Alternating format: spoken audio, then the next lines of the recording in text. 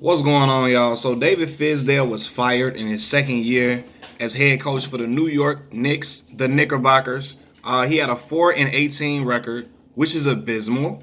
But a lot of people feel like David Fizdale was a scapegoat for a bigger problem that's going on in New York. I don't watch enough of the Knicks games to say that David Fizdale was a scapegoat or not. I don't know.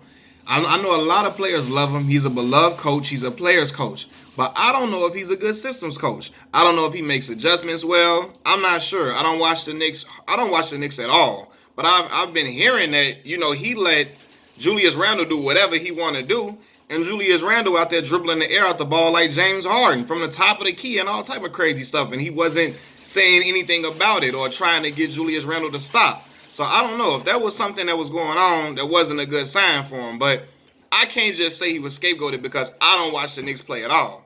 But I know this past offseason, I was watching their offseason moves, and I was thinking to myself, why the hell do they keep signing players who play the same position over and over again?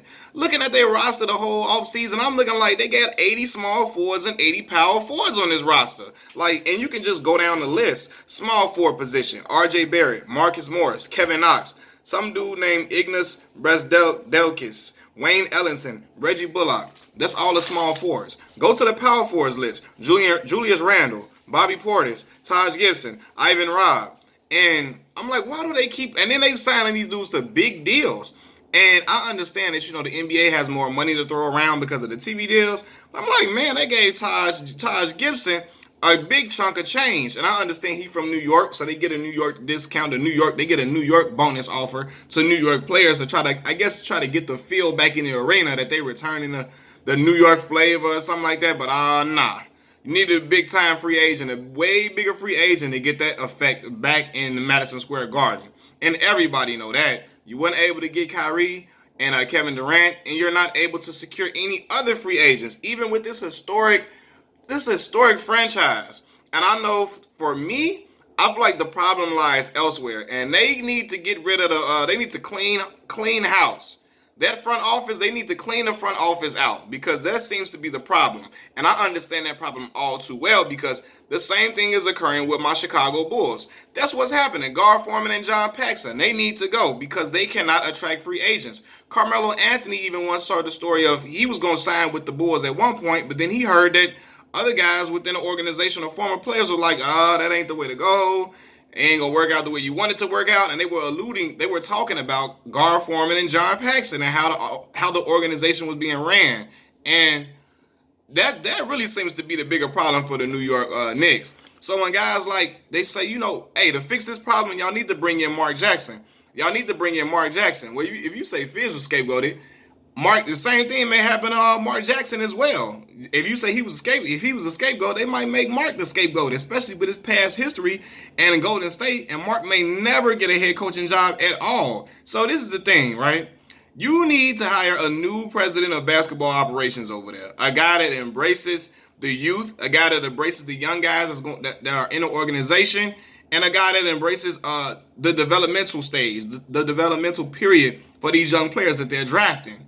And you need a new GM, a new coach as well. All of them that have the same mindset. They embrace the young players and they let them develop. And then they find a key piece, like the most prestigious piece, the most promising player.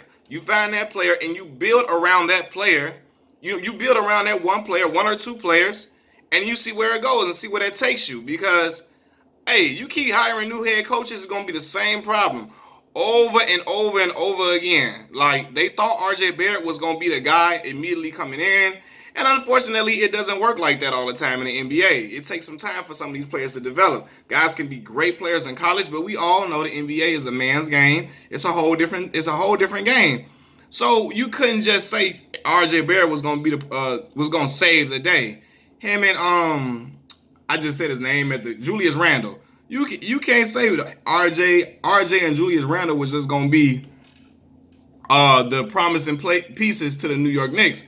It's gonna take a little time, and if Julius Randle really out there dribbling the air out the ball, somebody need to talk to him. Relax, brother. Stop it. But anyway, I don't watch enough of the Knicks to say if David Fizdale was scapegoated or not. If he was a scapegoat, I'm not sure.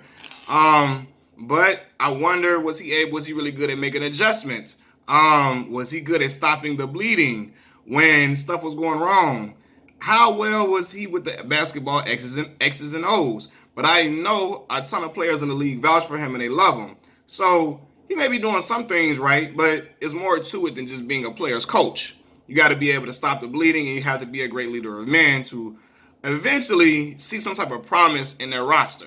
And I don't know if the fans were seeing promise in the team that they had or not, because you got to pull as a coach, you got to be able to pull the most that you can out of your roster. And I wonder, was he doing that? But again, I understand this situation all too well. Chicago Bulls cannot get big time free agents. They need to get rid of the head coach that the Bulls got. Get him up out of there. Like, he is not the guy. He's more suited for young players, for coach, for college players or something like that.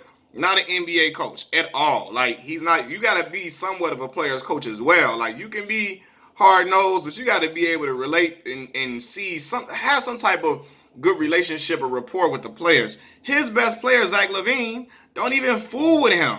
And the game after he tried to sit Zach LaVine for some egregious errors that he said, Zach went out there and went crazy, had like 49 points. And on 13 threes, 13 to 17 from three, and won in the basketball game the next game. So, yeah, you don't see eye to eye with your best player. They're going to have to move on, man. Guard passing John Foreman, clean house with them. Get them up out of there. And the same situation may need to be done with the New York Knickerbockers, man.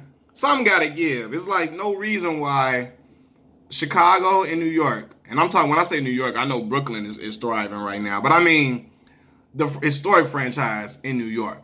The franchise has been there the whole time. The Knicks. There's no reason why the Knicks and the Bulls, two teams in big markets, should not be able to draw big time free agents. There's no reason why our team should be in a state of have abysmal records and be just looking so subpar for all these years. Something got to give, man. But that starts with cleaning out the entire front office. Machiavelli Mills TV. Peace.